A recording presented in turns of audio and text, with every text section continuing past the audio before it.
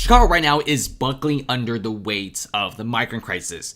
They're spending hundreds of millions of dollars on the migrant crisis. And many Chicago citizens now are starting to notice. They're like, hold on a second. The government is spending hundreds of millions of dollars on the migrant crisis, but we don't get anything.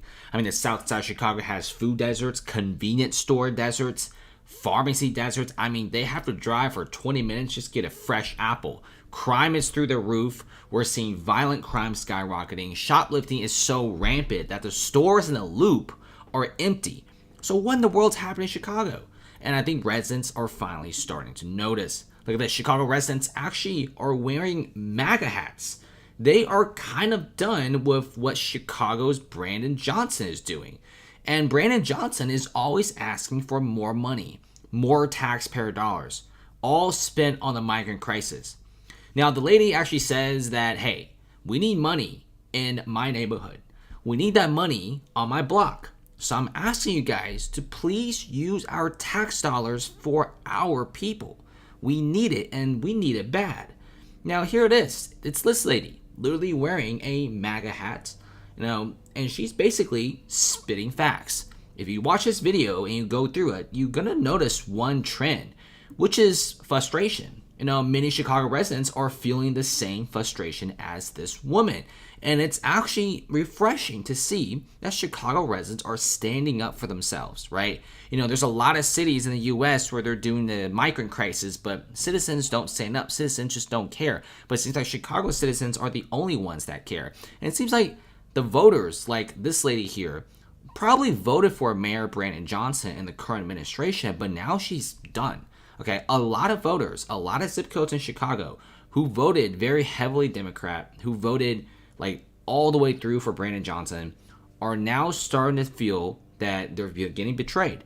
And many of them are going, like, for example, like this woman, Republican, right? And I can't really blame them. I mean, you voted for the current administration, you're getting nothing in return. Of course, you're voting something else.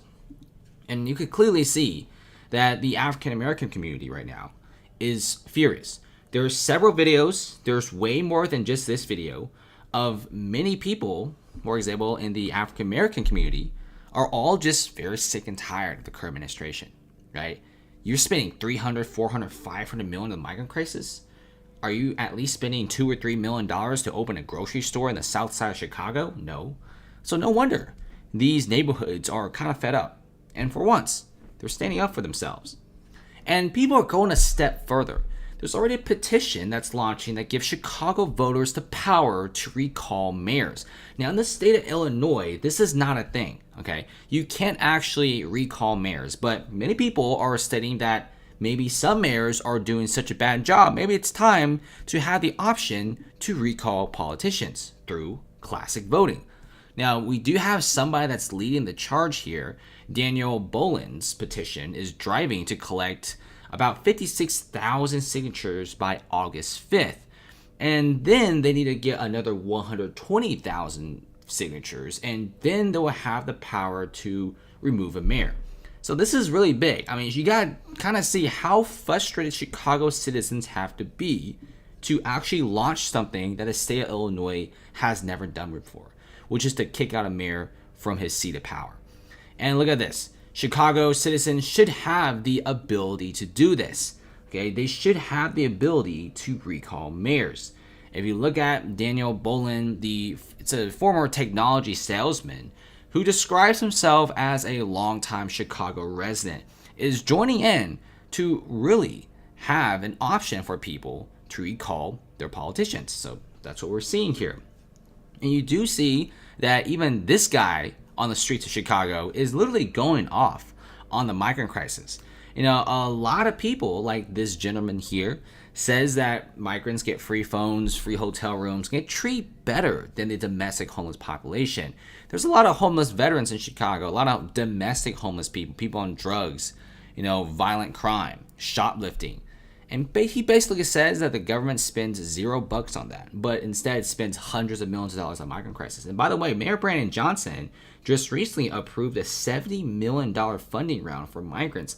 Why can't he do a funding round to maybe boost some of the businesses in the South Side?